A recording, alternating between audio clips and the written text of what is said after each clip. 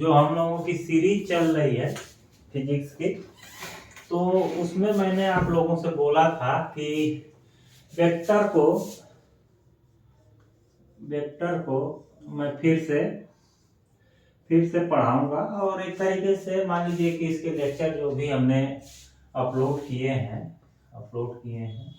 उसी का रिवीजन इसको समझा जाए। रिवीजन शुरू में मैंने वेक्टर ही पढ़ाने की कोशिश किया था और मेन मकसद था जो हमारा वेक्टर पढ़ाने का। वेक्टर पढ़ाने में मैं कोशिश ये कर रहा था कि वेक्टर मैकेनिक्स पढ़ाई जाए, ठीक है। और क्वेश्चनों को वेक्टर के माध्यम से सॉल्व करने की कोशिश की जाए। और इसी पर्पस से हम लोगों ने वेक्टर को काफी इलैबोरेटिव फॉर्म में देखेंगे। हम यही नहीं देखेंगे कि वेक्टर क्या होता है, वेक्टर में स्केलर एक हो गया, एक वेक्टर हो गया, कौन सी क्वांटिटी होती है, क्या होती है, बस इतना ही नहीं देखेंगे।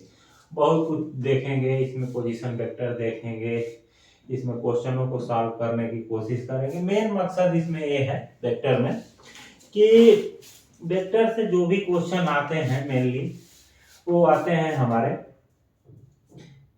जेई एडवांस में, ठीक है। जेई एडवांस में क्वेश्चन आते हैं और छोटा मोटा नहीं, बहुत भरपूर क्वेश्चन आते हैं, ठीक है। 4-4 नंबर के क्वेश्चन आते हैं। और मैंने जो भी एनालिसिस किया था आपके 15 साल के पेपर, देखिए हमेशा मैं इस चीज का जिक्र करता रहूंगा कि 15 साल के पेपरों का जो भी जिक्र है, ठीक है, 15 साल का, इससे एनालिसिस करने में वेक्टर का एक अच्छा खासा रोल रहा है फिजिक्स में, ठीक है। और अच्छा वेटेज लेके चला है। अब कुछ लोगों का ये था कि कौन सी बुक पढ़ी जाए, कैसे पढ़ी जाए, क्या पढ़ी जाए। तो देखिए बुक के बारे में थोड़ा सा मैं बता दूं। बुक जो है आप मेरी तरफ से एससी वर्मा की बुक पढ़िए, मैं आपको बता रहा हूँ। इसके अलावा और कोई भी बुक पढ़ने की जरूरत नहीं है। प्रीवियस ईयर के क्वेश्चन को सॉल्व करिए, एससी वर्मा की बुक पढ़िए। अगर मान लीजिए कि आप लोग किसी कोचिंग में हो, ठीक है, आप कोचिंग कर रहे हैं और वहां पे आपको कोई भी प्रैक्टिस सेट वगैरह जो भी वहां पे सम्मानित टीचर हैं आपको पढ़ा रहे हैं, तो अगर उससे रिलेटेड अगर कुछ भी अगर आप कर रहे हैं तो आप उनका प्रैक्टिस सेट, ठीक है, प्रैक्टिस सेट उनके जो होते हैं उनको सॉल्व करने की कोशिश करिए। काफी ज्यादा इंपॉर्टेंट होता है, ठीक है। सभी लोग एक बराबर प्लेटफॉर्म पे होते हैं, सभी लोग अच्छा पढ़ाते हैं। हाँ, एक चीज ये और है कि बुक में आप लोग केवल एक बुक को फॉलो करिए, ठीक है, बस एक वन बुक को फॉलो करिए, ठीक। ज्यादा बुक फॉलो करने की जरूरत नहीं है। जैसे मान लीजिए कि अगर आप 5 बुक को फॉलो कर रहे हैं, ठीक है, ठीक। और मेरा कहना यह है कि आप एक बुक को 5 बार फॉलो करिए, 5 बार फॉलो करिए एक ही बुक को, ठीक है। मतलब कहने का मतलब यहाँ पे 5 बार का मतलब है 5 बार इसकी रिवीजन करिए। तो देखिए इससे रिजल्ट बहुत ही अलग रहेगा रिजल्ट, और काफी अच्छा आप लोग इसमें स्कोर करने की कोशिश करेंगे।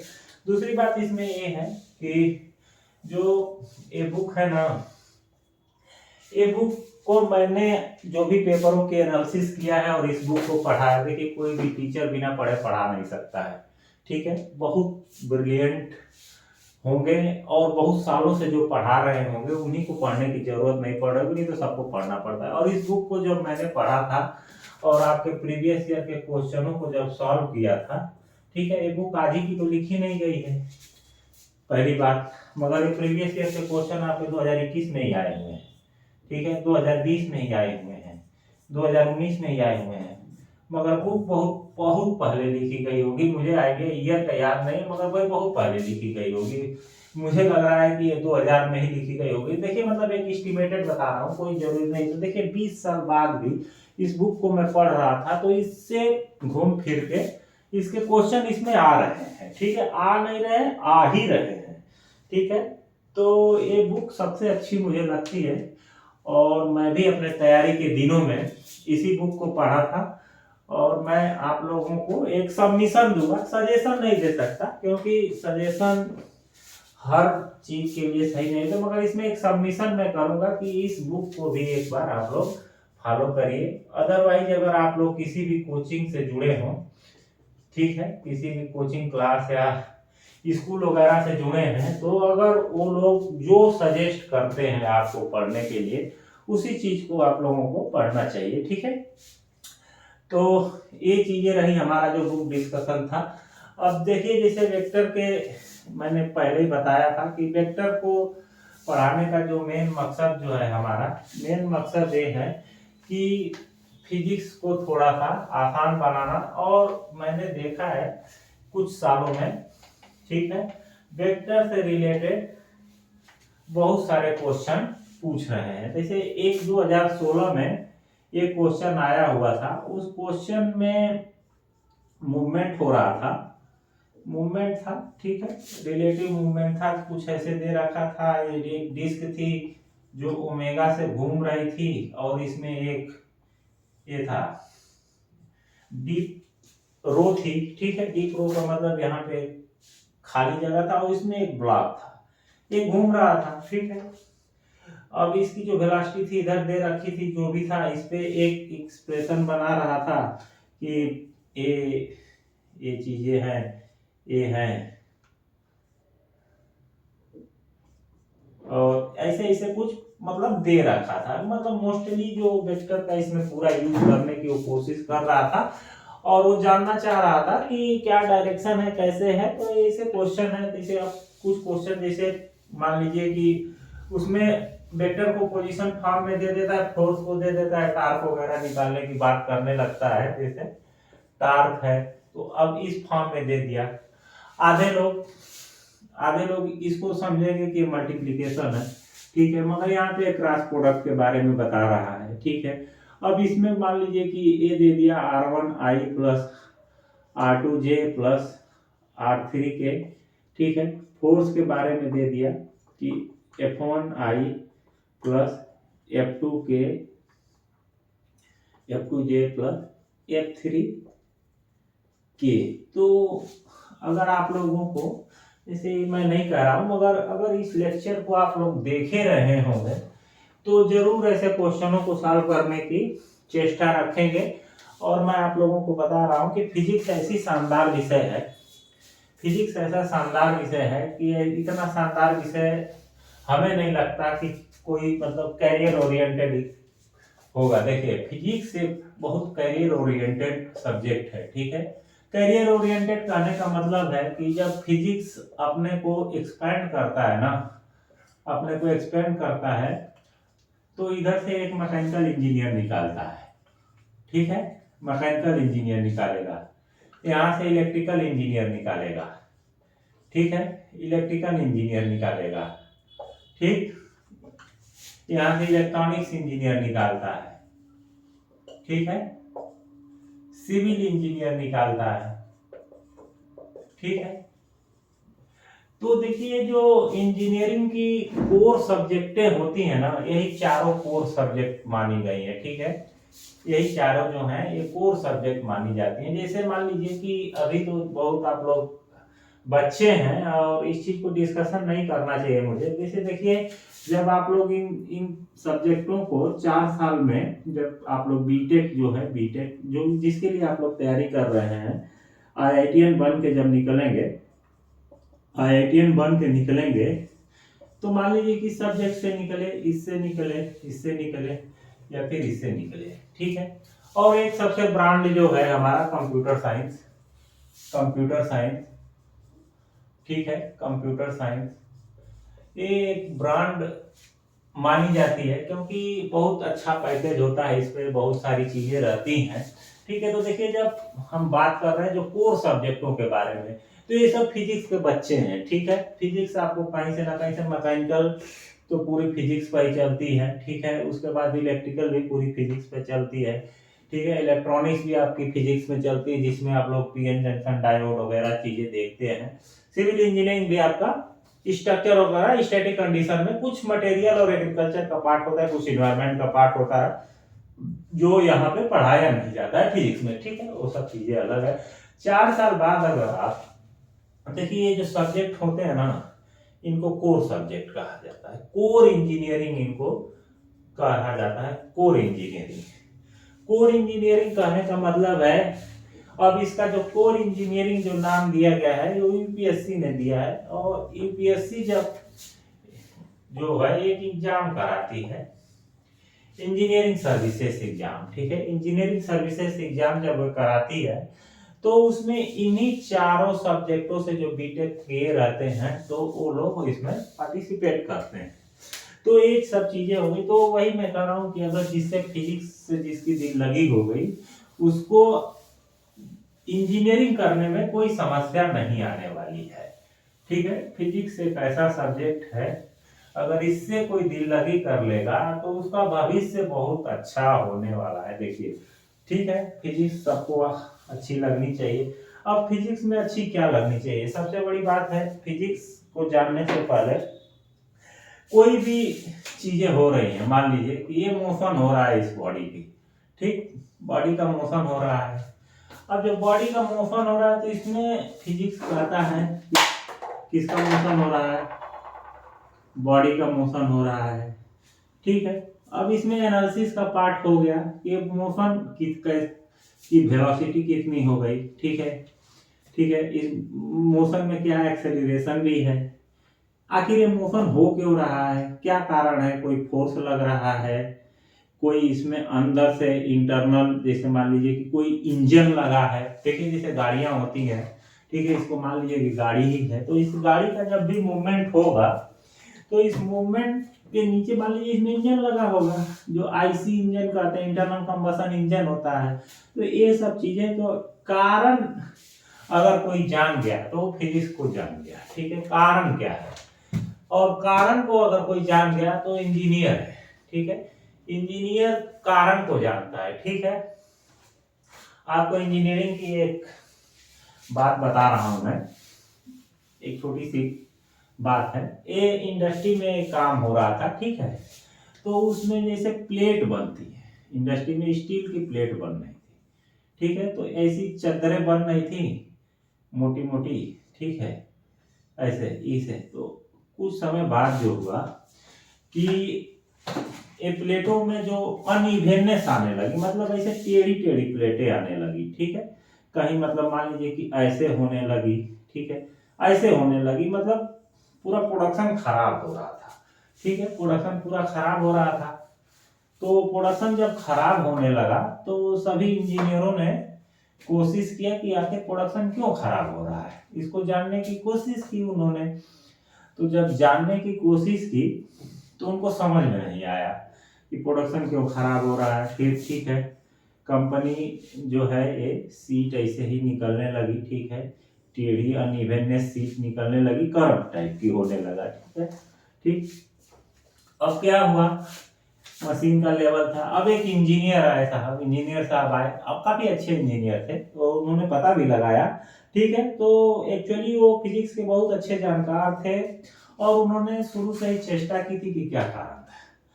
तो उन्होंने आते ही देखा और बोला कि जो फाउंडेशन है, मशीन का जो फाउंडेशन बनाया गया, इस पे जो भी फाउंडेशन है, यहाँ पे जो नट बोल्ट हैं जो, ठीक है, यहाँ पे नट बोल्ट जो है ये रस्टिंग के कारण, मोर्चा के कारण, जो हिंदी में कहा जाता है मोर्चा के कारण, ये मशीन धीरे से नीचे हो गई, मोर्चा से मटेरियल कट गया है और मशीन धीरे हो गई, इसी वजह से इसका जो लेबलिंग है ये खराब हो गया है, और जब लेबलिंग खराब हो गया तो इसी वजह से अनइवेननेस आ गई।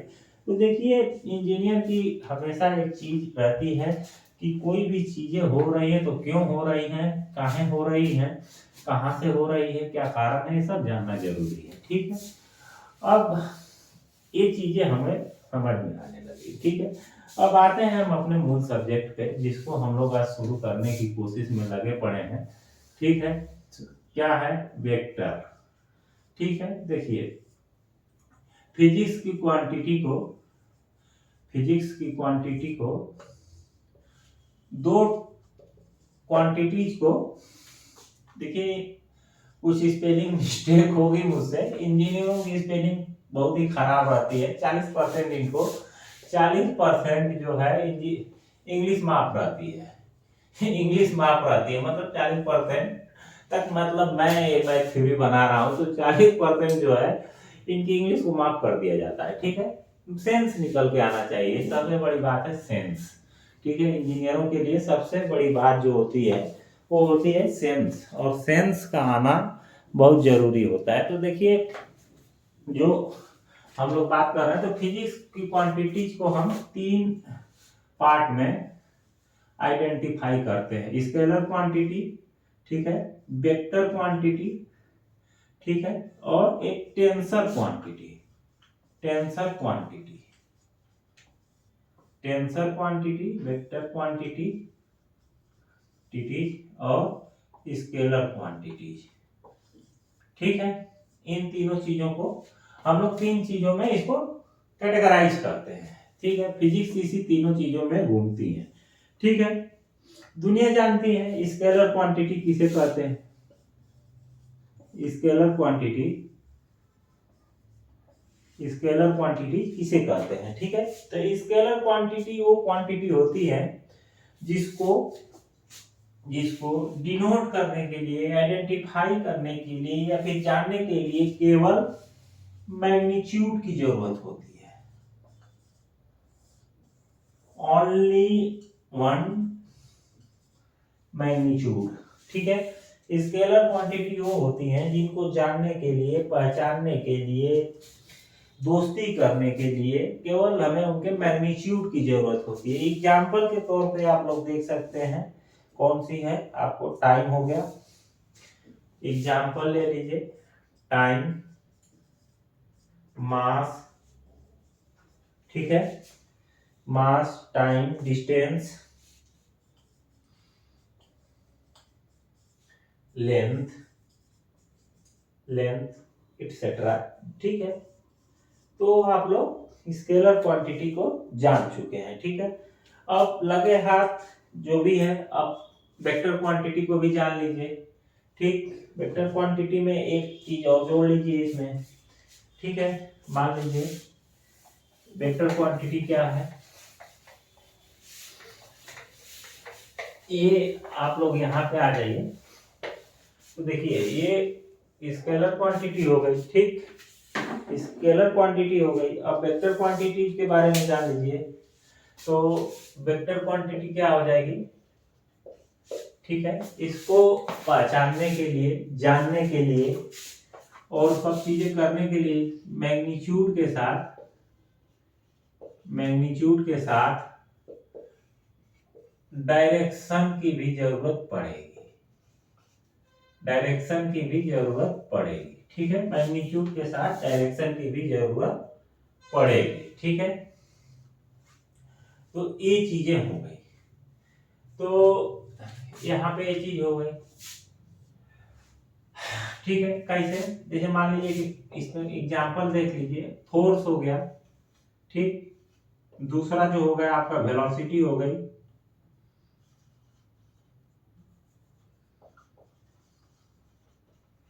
तीसरा जो हो गया एक्सेलरेशन हो गया।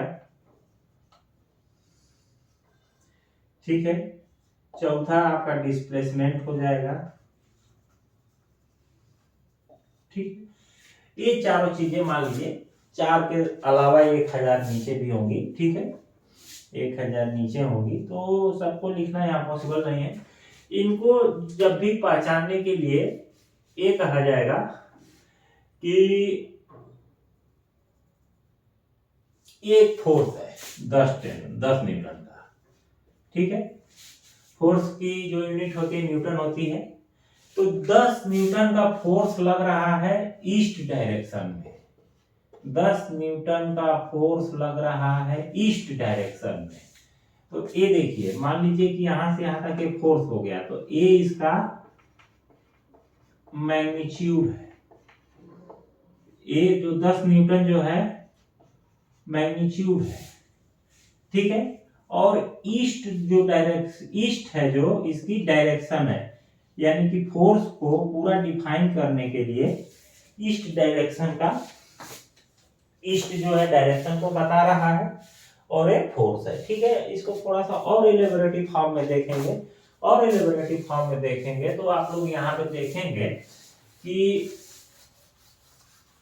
मान लीजिए कि एक वेक्टर को डिनोट कर रहे हैं, वेक्टर को डिनोट कर रहे हैं, वेक्टर को, तो मान लीजिए कि ये इधर इस सेंस में लग रहा है, ये इसका मैग्नीट्यूड हो गया, मैग्नीट्यूड हो गया, और ए इसकी डायरेक्शन हो गई। अब मान लीजिए कि जैसे इसमें डिनोट करते हैं, नॉर्थ होता है, ईस्ट होता है, साउथ होता है, वेस्ट होता है, तो ये नॉर्थ ईस्ट डायरेक्शन हो गई, या फिर थीटा डायरेक्शन में, थीटा डायरेक्शन में दिखा रहा है। तो वेक्टर को ऐसे ही डिनोट करते हैं। ठीक है, अब वेक्टर को डिनोट करने के लिए हमेशा किसी भी चीज को डिनोट करने के लिए, जैसे फोर्स है, फोर्स है तो फोर्स को हम ऐसे कहेंगे, ये हमारे वेक्टर लागू है। ठीक है, अब मान लीजिए कि एक गाड़ी है, एक गाड़ी है, ठीक है, व्हीकल है, इलेक्ट्रिकल व्हीकल है, ठीक है, इलेक्ट्रिक व्हीकल है, ठीक है, और इसका मूवमेंट हो रहा है। तो अगर आपको दो चीजें देगा, अगर बताएगा कि इसकी वेलोसिटी जो है, वेलोसिटी जो है 10 मीटर पर सेकेंड है, तो इतना ही नहीं लिखेगा, ये कहेगा कि ये इलेक्ट्रिक व्हीकल मूविंग 10 मीटर पर सेकेंड इन, ठीक है, in north east direction, northward direction, eastward direction, ऐसे लिखेगा। तो जैसे लिखेगा नॉर्थवर्ड डायरेक्शन और eastward direction, eastward direction etcetera, ऐसे लिखेगा। तो ये आपको क्या बता रहा है, ये वेलोसिटी बता रहा है, यानी कि वेलोसिटी जो है हमारी वेक्टर क्वांटिटी हो गई। अब देखिए यही इलेक्ट्रिक व्हीकल, यही इलेक्ट्रिक व्हीकल मूव कर रही है, अब ये कह देगा कि इस स्पीड से 10 मीटर पर सेकंड की स्पीड से जा रही है, तो इसमें डायरेक्शन नहीं बताएगा, तो ये क्या हो जाएगा, हमारा स्केलर क्वांटिटी हो जाएगा, स्केलर क्वांटिटी हो जाएगा। देखिए यहीं पे डिफरेंट है, ये हमारा वेक्टर क्वांटिटी हो जाएगा, वेक्टर क्वांटिटी हो जाएगा। तो यही समझने की है। ठीक है, तो हमेशा क्वेश्चन की प्रकृति को समझिएगा। ठीक है, अगर केवल कह रहा है कि 10 मीटर पर सेकंड से अगर चल रहा है, ठीक है, तो स्पीड समझिएगा। ठीक है, देखिए स्पीड और वेलोसिटी में डायरेक्शन का अंतर होता है। ठीक है, स्पीड जो होती है वो rate of change of distance होती है, डायरेक्शन जो स्पीड होती है वो rate of change of distance होती है, और जो वेलोसिटी होती है वो rate of change of displacement होती है। ठीक है, कितना डिस्प्लेसमेंट आपने चेंज किया है। डिस्प्लेसमेंट क्या होता है, अब जब चीजें धीरे धीरे निकल के आ ही रही हैं तो धीरे धीरे चीजों को क्लियर भी किया जाएगा। ठीक है, डिस्प्लेसमेंट क्या होता है, तो देखिए डिस्प्लेसमेंट के बारे में अगर हम जानना चाह रहे हैं तो देखिए डिस्प्लेसमेंट, यहाँ देखिए डिस्प्लेसमेंट जो है ये वेक्टर क्वांटिटी है, बता ही चुका हूं, और जो डिस्टेंस है, डिस्टेंस है ये स्केलर क्वांटिटी है, ये भी बता चुका हूं। देखिए अब देखिए, मान लीजिए कि आप यहां से इलेक्ट्रिक व्हीकल जो है, हमारी इलेक्ट्रिक व्हीकल ये ऐसे ऐसे मूवमेंट करते हुए यहां यहां यहां आ गई।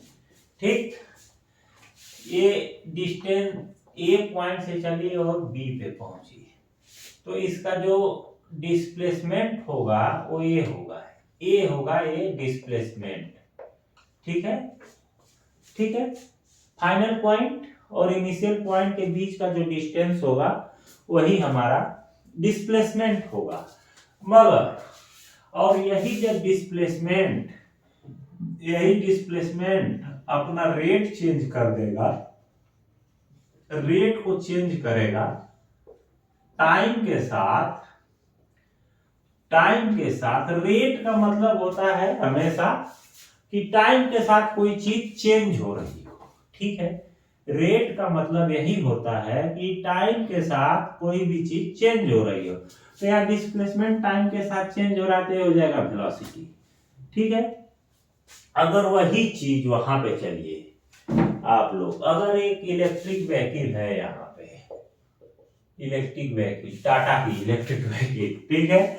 अगर इसका मोशन ऐसे ऐसे ऐसे ऐसे ऐसे करते यहाँ आ गई, एक पॉइंट ए है, ए बी है, तो अगर इसका रेट चेंज ऑफ डिस्टेंस, अब ये डिस्टेंस हो गया, इतना डिस्टेंस इसने तय किया यहाँ से लेके ऐसे ऐसे ऐसे करके यहाँ तक, तो rate change of distance with respect to time, ठीक है। ये आपका स्पीड हो जाएगा, स्पीड हो जाएगा। और ये स्पीड ही स्केलर क्वांटिटी है और ये जो है वेक्टर क्वांटिटी है, वेक्टर क्वांटिटी है, ठीक है।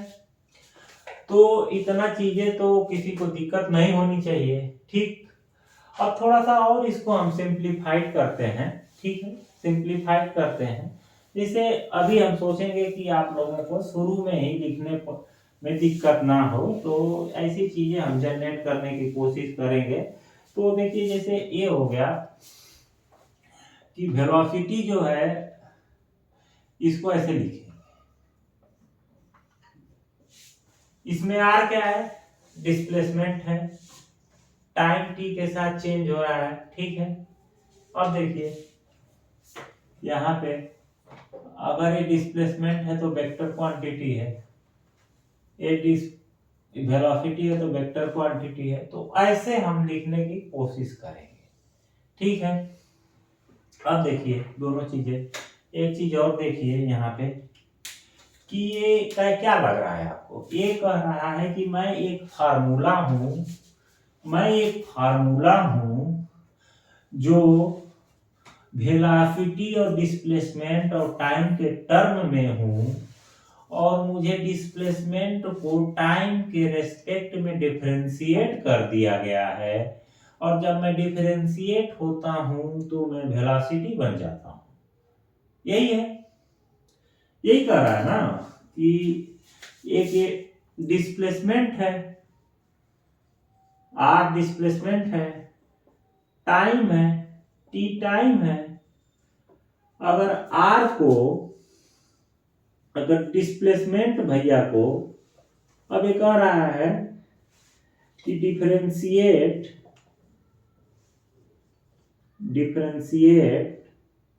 आर, ठीक है, r with respect to time, ठीक है।